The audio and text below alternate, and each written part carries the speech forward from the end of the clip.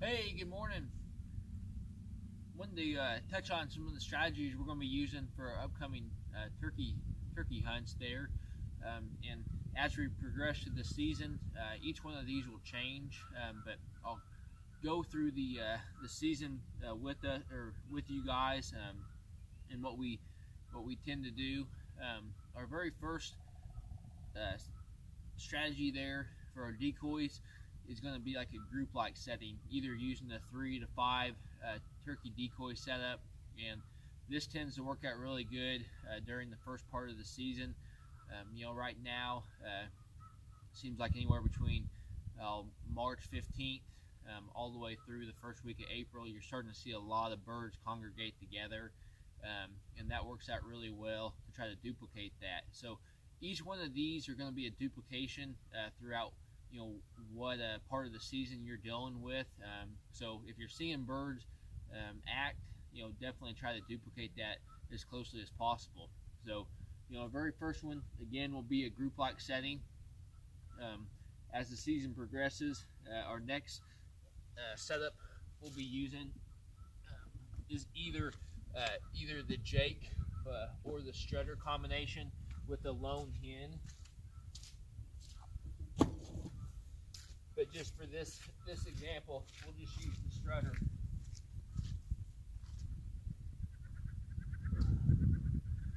And you can either have that Strutter, real close to that hen, or you can set it up as a breeding. I will touch on one thing, that if you see that tom, see how he's kind of spinning around, and that's not too bad. But if you get into a real windy day, or you want that bird to actually be facing towards one direction, because that's typically where those birds go, what I'll end up doing, I'll take a stick and place it on the off side of that decoy and put him in there, and then that way it'll keep that bird from twisting on you, and that works out really well. So there's one strategy for you. That is an AV&X Strutter decoy with the real fan. So that's a good strategy. Another, again, you can either use a Strutter or use your Jake. And then another strategy to be used during that same period is actually having a breeding hen there. And all you're doing is just putting that hen, right up and right like that. That way, if the tom is moving through this direction, he's going to see that hen, potentially getting bred, and he should be coming over pretty quick. And again, you can use your Strutter as well as your Jake, and that works out very well. If I were to pick one decoy strategy to be used, it is going to be a hen and a Jake combination. It just seems like over and over again. That's typically when I harvest my birds here in Missouri, and Kansas. There's a lot of it seems like there's a lot more aggressive birds, and typically the Strutter hen combination typically works pretty good, but it seems like these birds here in Missouri are a tad bit smarter, and what I have found, at least in Missouri, is just rolling with the hen and Jake combination out there. You spread them out, you can have them in the breeding position either way. It seems like as long as the tom sees that combination, hearing those calls, he'll come pretty quick. And that's one thing that I've kind of picked up on.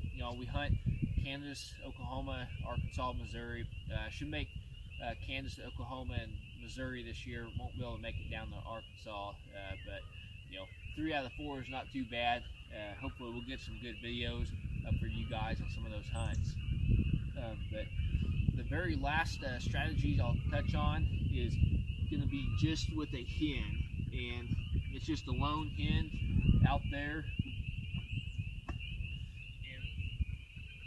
And so I'll take in my Strutter and then my Jake. They're pretty much it's going to be done for the year at that point. I'll just roll with my hand and just make some clucks, kind of make some sort of sound. If you're getting some birds out, it tends to work out pretty good. And then actually the location of where you're hunting can definitely change throughout the season as well. I'm a big open field guy myself. I've got several smaller food plot areas that are maybe, we'll say, 30 to 40 yards wide that go real long. Those tend to work out pretty good as a funneling system if you're able to get some of those, depending on where you're hunting at.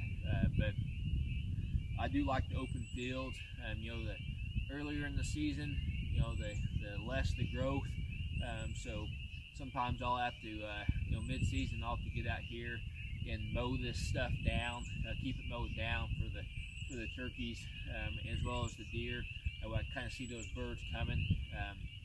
As you guys can see, I've got one of the rednecks behind me. I like to sit up in those elevated blinds when it comes to turkey hunting for the most part. Every once in a while I'll get out there and run and gun on some public land for some birds, and then I'll be using a shotgun at that point. But I typically use the Matthews or the 10-point crossbow when it comes to hunting in the rednecks. It just works out really well. Get up there and be able to see quite a bit of wildlife. And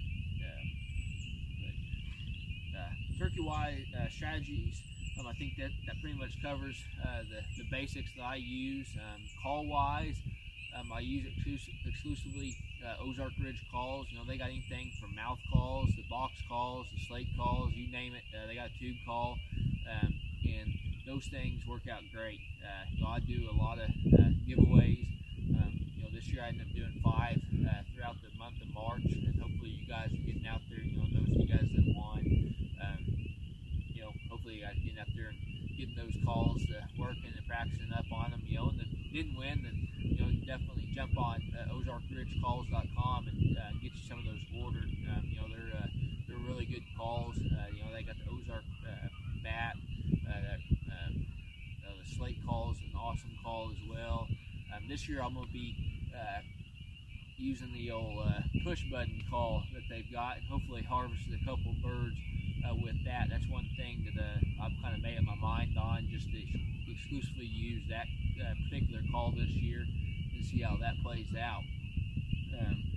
Distance wise, between where I set my decoys up and my blind to where I'm setting up at, it differs based off the weapon I'm using.